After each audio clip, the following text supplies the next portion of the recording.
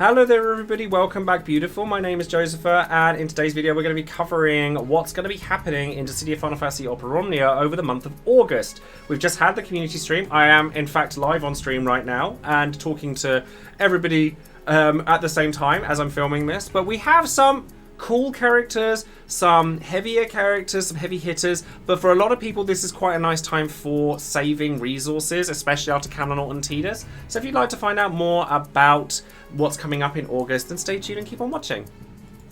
Before we get started, I just want to say a massive thank you to all of my lovely chatters that are live on stream right now. Make sure you say hello, everybody.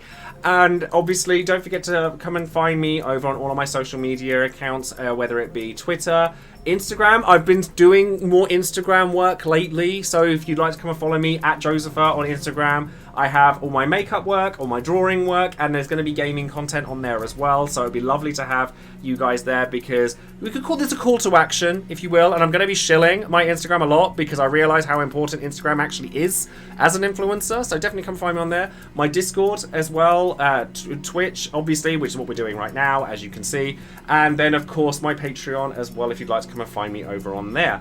And, of course, with my Patreon, I always shout out one of my lovely patrons every time I release a video, and today that person is going to be G Terra, who is one of my ultimate patrons and has Terra as their title card. A massive thank you goes out to you and to all of my patrons, and honestly, to everyone. And this is addressing all of you lovely people in the chat, as well as those of you who are watching this on YouTube.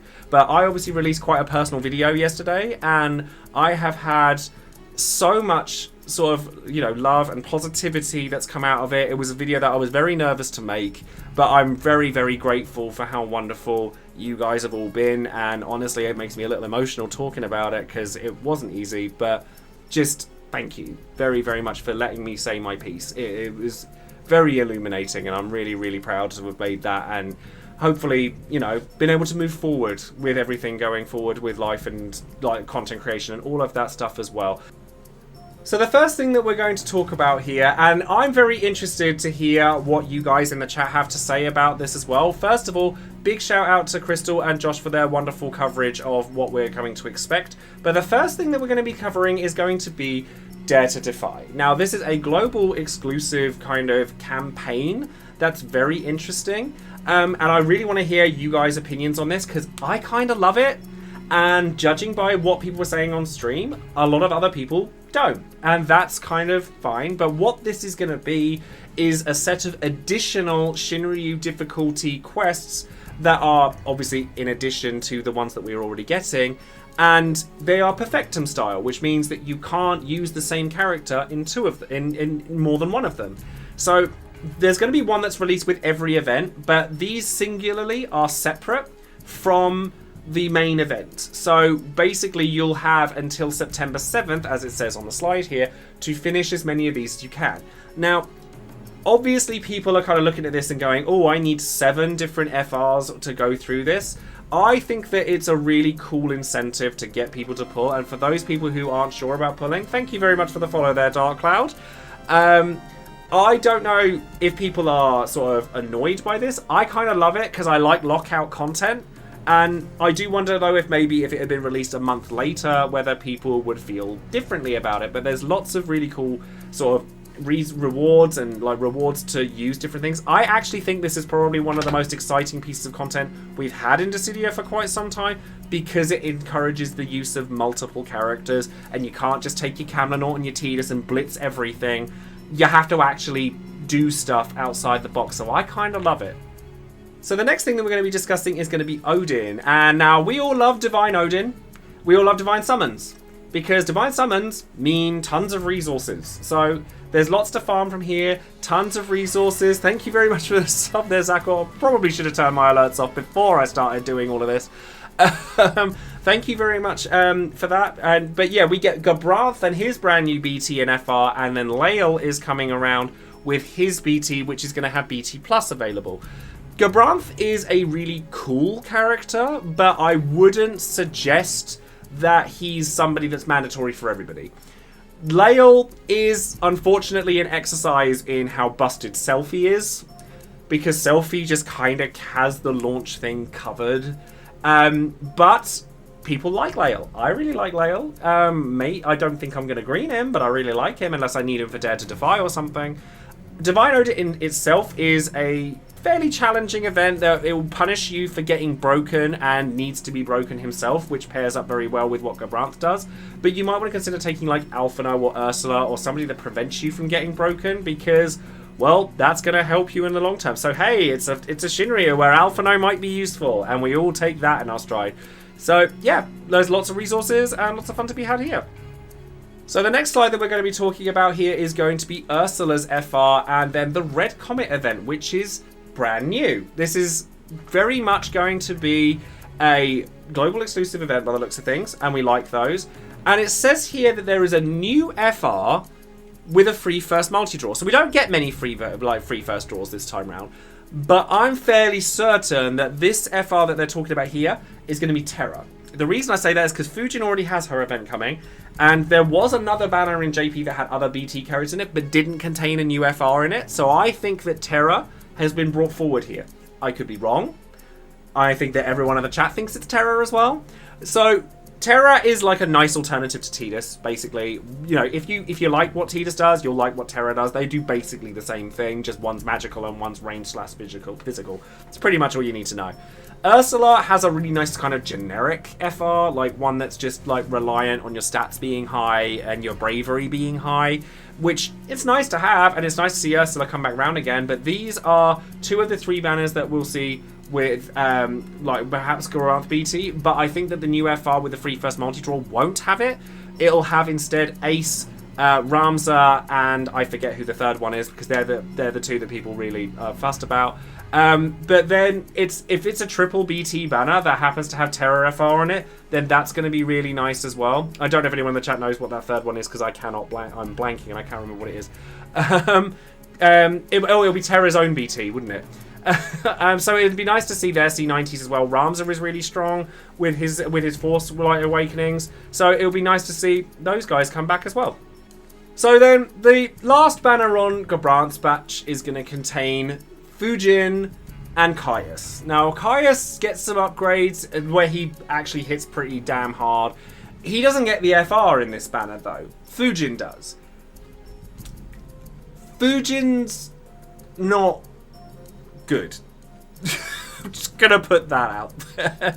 Fujin's FR is kind of a meme in the community because it's really quite poor, but believe it or not, I kind of gonna have to throw tickets at her because I kind of want her LD, because it's a wind enchanting call, which means that I can use it for Sabin later. But am I suggesting other people pull for Fujin? No, not really, and I think we'll probably just leave it at that. So the next banner that we have to talk about is actually going to come along with Dimensions End Transcendence 10, which we like DE Transcendence. It's actually challenging content, and that's something that I really appreciate. And I'm very curious to see how the Dare to Defy comes away from this. Like, I'm curious about that in particular.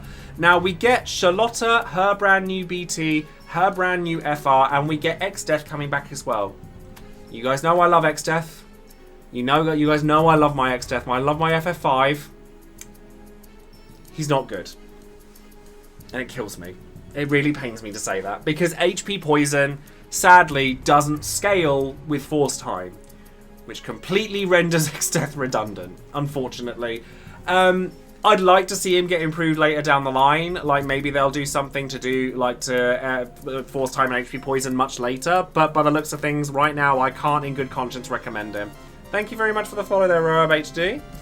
Sherlotta, on the other hand, is really good. Like, really, really good. I have a lot of time for Sherlotta. She is Brave Gains for days. She's very, very good at charging the FR gauge, and her BT is a BT effect that's similar along the lines of, like, Kate Sith, Alize, that kind of thing. So, your bravery always stays high if you've got Sherlotta, and she's also just really good. Like, she's a character that I don't think people are overlooking her, but I don't think people are excited about her, and I think they probably should be.